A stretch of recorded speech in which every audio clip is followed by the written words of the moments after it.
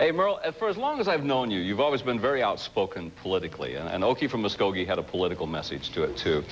And where do you think the country is today? In trouble. You think the country's in trouble?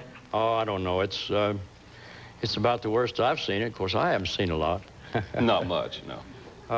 You know, I don't know what's going to happen, but it don't look good to me. Well, it didn't look good. Never did look Back good. a few years ago. If you recall, in March 17, 1972, we had an invitation to go to the White House. President Nixon invited you, and we all went to the White House. That's right. That was me and you, wasn't it? Yeah, sure was. Yeah. The Osborne brothers. And that was the day that Watergate broke. That's you remember right. That? You remember that? Yeah. The Watergate did break, didn't it? Yeah, we were there when watched the first drop come over the dam. You know? When I asked you, I said, who would you like to take to the White House with you? And you gave me two names. Red O'Donnell. Remember the journalist? Yep. Yeah. And this man right here, Mr. Ralph Emery.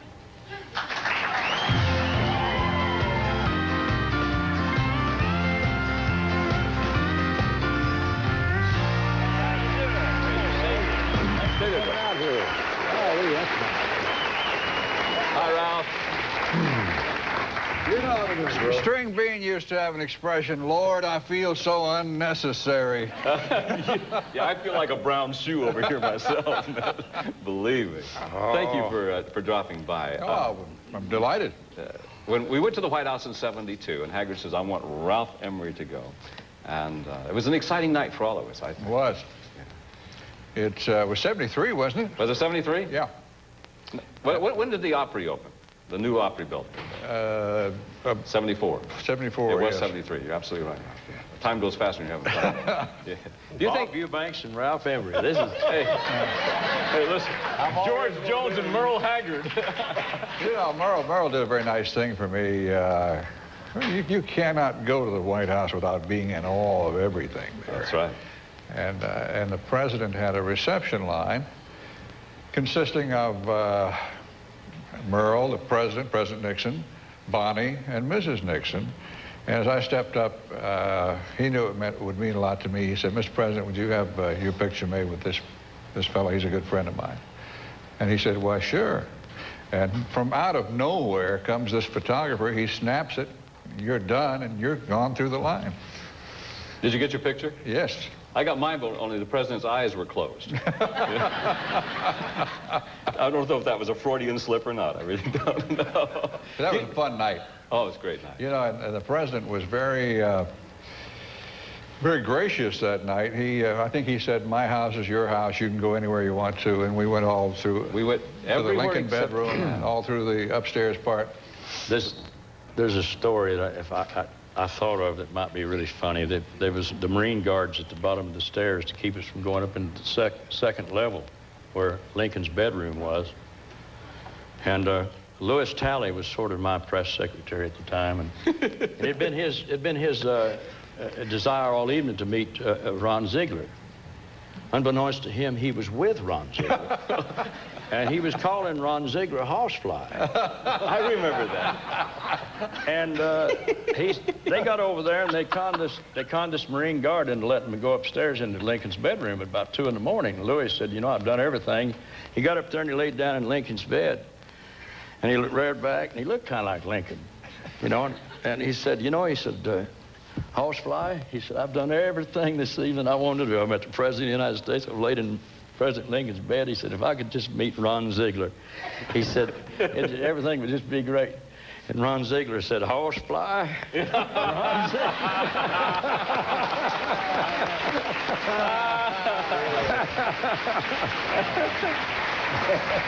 You know, Ron Ziegler was very much in awe of you. Earlier in the evening, he wanted to speak to you. And he came over to me. I guess he couldn't find you, Bob. He came over to me and he said, could I meet Mr. Haggard? I'd like to say something to him. I said, well, sure. I'm sure he'd be happy to meet you. So I said, step right over there. I think I may have introduced him to you, Merle. But he was very much in awe of you. Wasn't there a story about your hat at the airport? Well, when we got off the jet, you know, they flew us in just like we was General MacArthur or somebody. And when we got off the jet, well, my hat blew off down the runway.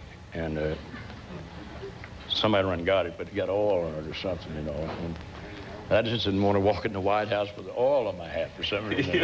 And so I had a problem about that hat, but all I can you remember talk about being scared. I'd played for Bob Wills the night before in Dallas. So right. Bob sitting right in front of the stage, and then the next night we were to go and play for President Nixon, and he was Henry sitting. Kissinger was in the front row, clapping off time. Yes, he was. And it was very frightening because all the lights were on. There was not much of an atmosphere, and it was like playing in a morgue or something, you know. And here's the president looking right at you. You know, looking right like. And the Secret Service man checking every potted plant to make sure there wasn't something in the plant. I don't know what they were looking for. I was most impressed with his mind. I thought he was one of the sharpest men I've ever met. He stood and he introduced me to everybody in that room and called them by their first name and their last name, told me what they did.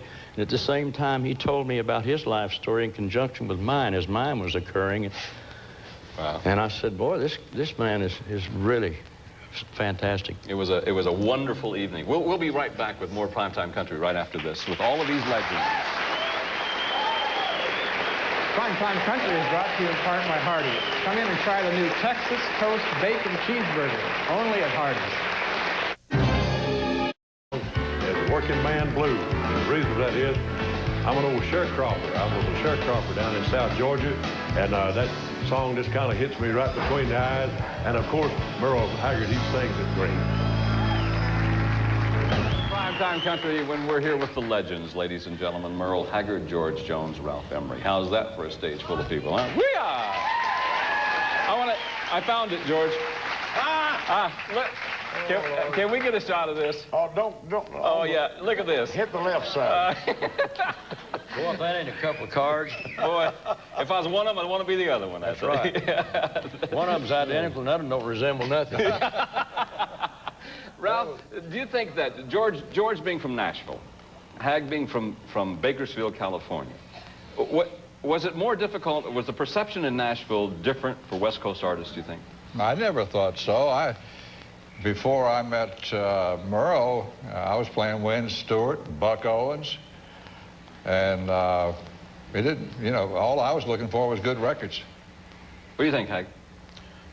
Oh, there was some difference in I think, technique of recording maybe, or intentional. I think we were trying to do a little more rock and roll guitar out there, but it was something that was happening in country music, and there was two different distinctive sounds. I came to Nashville because I got tired of doing what I was doing out there. I came out here and recorded some here with the guys. And I think there was more of a mellow tone. I think there was some jealousy to start with. Was there? I mean, just to an extent. Pretty hard to argue with the songs, though. The songs were good. Territorial rights. Lefty Frizzell was a big influence for you. Then Jimmy Rogers, you recorded an album, had some hits off Rogers' stuff. Then... this man was a great influence on me. George, Clyde Barrow. Bonnie said you went to see Bonnie and Clyde 16 times, and you wrote 2 hit records off that movie. Then Bob Wills. And I used to say to you, God, they want to see Merle Haggard, and you were Bob Wills. How come? I don't know. I got into that period of my life where I wanted to play the damn fiddle. And,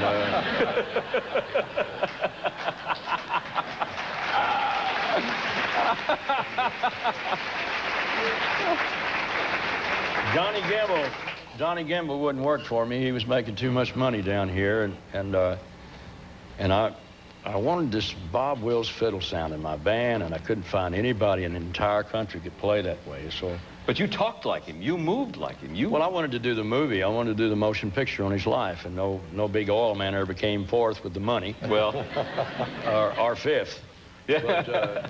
But at any rate, I felt that Bob had a great deal to keep alive in this business. I loved the way he ran his band. I loved the way he played the fiddle. I loved his mannerisms, and I thought there was a lot of those things that were tricks that I'd love to add to mine show. And over the years, I've I've quit doing a lot of Bob, but we always get requests to do the Wills tunes, and I love them. I love them as much as my own music. Well, you taught yourself to play the fiddle in the back of that bus, and then I bought that bus from you. And Still ringing. And I could still hear you playing that fiddle in the back of that bus. I don't doubt that. Louis said they ought to strap me on the top and just let me lay up there and play. You know? We'll have more with Merle Haggard, George Jones, and Ralph Emery right after this.